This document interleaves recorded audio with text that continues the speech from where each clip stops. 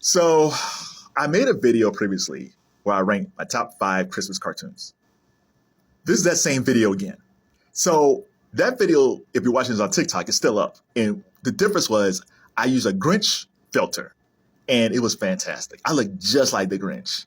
I was like, oh my God, I sounded like the Grinch. I was like, number 5. Oh, I love that filter so much. But then, because usually sometimes I take some of my videos, I'll put it on YouTube. And I asked ChatGPT, hey, if I upload this on YouTube, can I get a copyright strike? Because it is Dr. Seuss, it is the Grinch, right? And ChatGPT was like, bruh, maybe. It's like, what?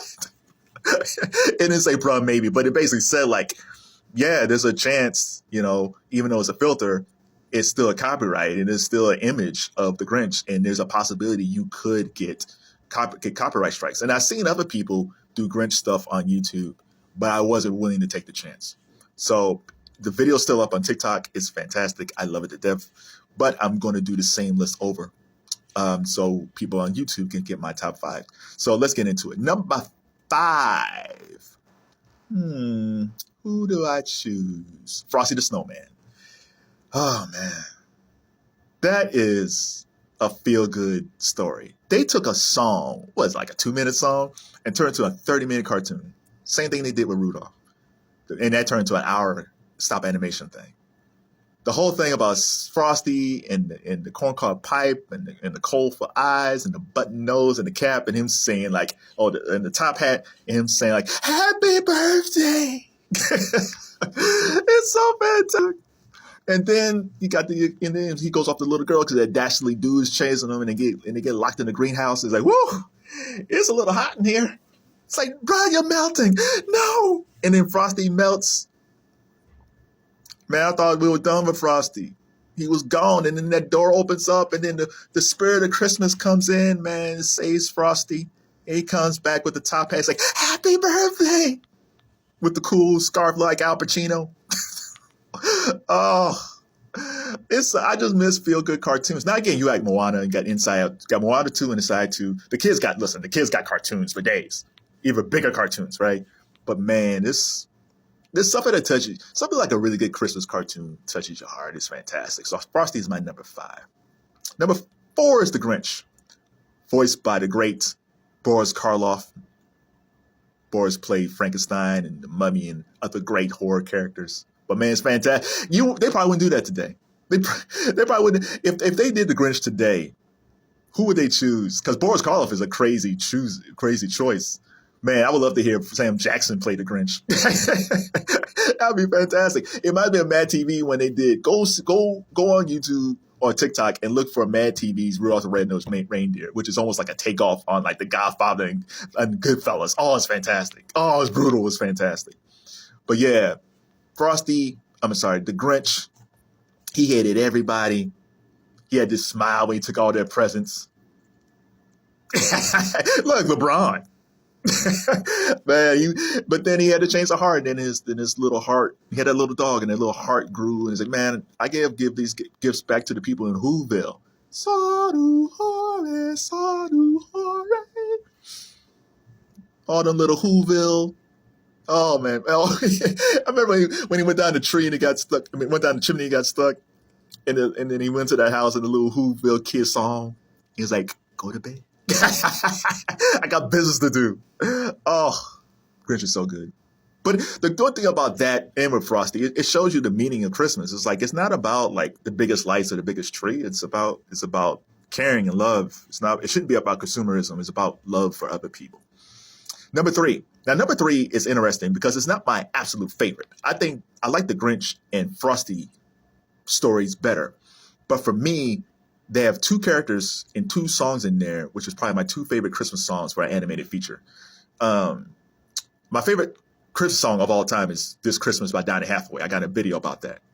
But as far as like Christmas songs in the cartoon, it has Heat Miser and Snow Miser. He's Mr. Heat Miser. He's Mr. Sun. Sing it!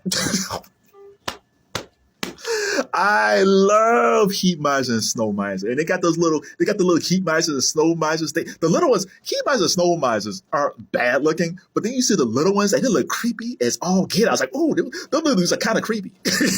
But man, I love he's Mr. Snow Miser. Oh, I love the heat miser and snow miser songs so much that if I had expanded out my list of my top 5 favorite Christmas songs of all time, they might be tied for number 10. I love the story overall of the cartoon is fine. It's stop motion animation is fantastic. It's good. But if you take those songs out of that, I don't think I would like the cartoon as much. But those guys weren't even in it that long, but fantastic. I love Heat Miser and Snow Miser. So A Year Without a Santa Claus is my number 3. Now it gets kind of good. Number 2, Charlie Brown's Christmas. I have a great affinity for Charlie Brown. I do feel like an outcast at times, especially as a kid. You know, it's hard for me, even though people say, oh, no, Kevin's great. It's like, it was hard for me to make friends. It's still hard for me to make friends now, but it was even worse when I was a kid.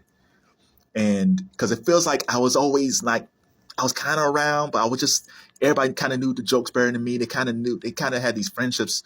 So, and again, part of it is also my shyness and things like that. So when I see Charlie Brown, I was like, man, I can relate to this dude. And I think Charles M. Schulz, his first wife, he didn't like her, and he felt like Charlie Brown in his marriage. It's almost like Lucy was like his wife in real life. It's like it was a whole thing. But man, this whole story how Charlie Brown got that little tree. So Lucy and that crew told him to get a tree, and Linus was like, okay, let's find a tree. And Charlie Brown found this little tree that was like basically dying.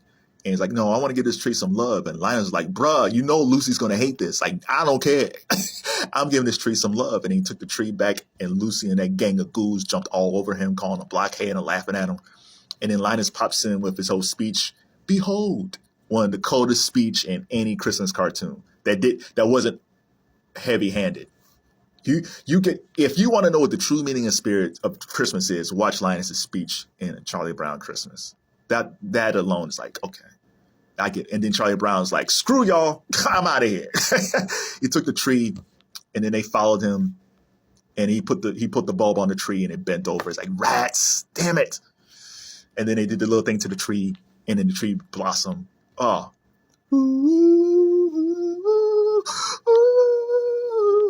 I love that cartoon, man. I miss all these cartoons are great.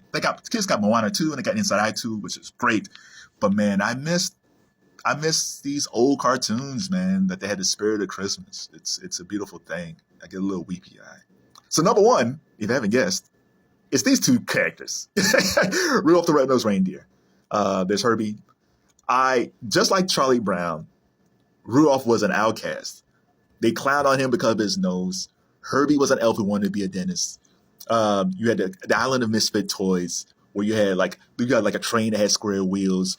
You had a Jack-in-the-Box that he had his issues. Oh my God, you had a pink. Oh, I love the Island of Misfit Toys. We had nothing to do with the song. They just kind of put that in there. Rudolph the Red-Nosed Reindeer is stop animation at its finest, but it also taught a lesson of like, it's okay to be different. That's the thing that I loved about Rudolph. Is like, as a kid, you don't really grasp it. As you get older, you understand. It's like, it's fine to have a red nose. It's fine if you want to be a dentist. It's fine if you're a little bit different. Like and that always kind of appealed to me. And they gave Rudolph a little light-skinned girlfriend, Clarice. It's funny, like all the women on and they were all light. All the reindeers were dark-skinned, the women were light. Colorism on the North Pole, I love it. But no, just overall, man. And then, yeah, because Rudolph was like, hey, Clarice, what you up to? He's like, I like you. And he's like, she thinks I'm cute. And he was all happy. And then her dad comes in, man. And it's like, what you doing? Talk to my daughter. It's like, I like your daughter. It's like, dude, you got a red nose. You got to bounce. Oh, my God. It's like a Tyler Perry drama. But, man, I love it. I love it. Yukon Cornelius, the Abominable Snowman. You know, bubbles bounce. I love Rudolph in so many ways. Had no idea. It's 6 years. I didn't have no idea to start off at NBC. For my whole youth, it was on CBS. The only reason I stopped watching is because I got old. It's like, you know what?